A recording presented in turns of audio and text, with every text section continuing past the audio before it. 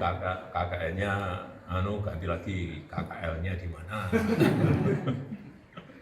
Studiturnya di mana? Nah, studiturnya ada di mana? Kuliah kerja lapangan di mana? Ampun.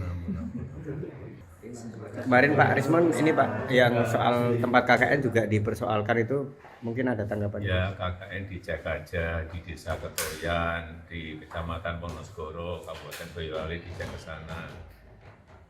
Tahunnya seingat saya 85 awal. Cek aja. Dekat aja dari sini, cek. Buareng naik. Cek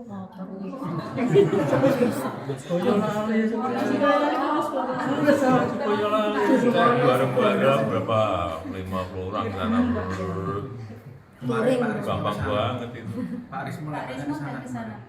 Pak Rismon Sianipa ke sana. Ya, coba aja, jangan jangan orang itu. Cek ngecek dekat aja. Tapi peristiwanya sudah 40 tahun yang lalu.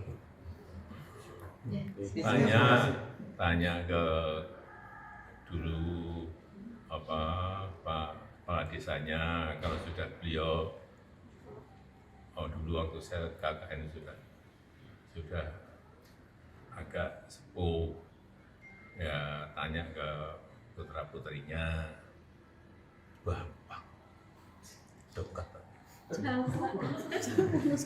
Nanti KKN-nya ganti lagi KKL-nya di mana?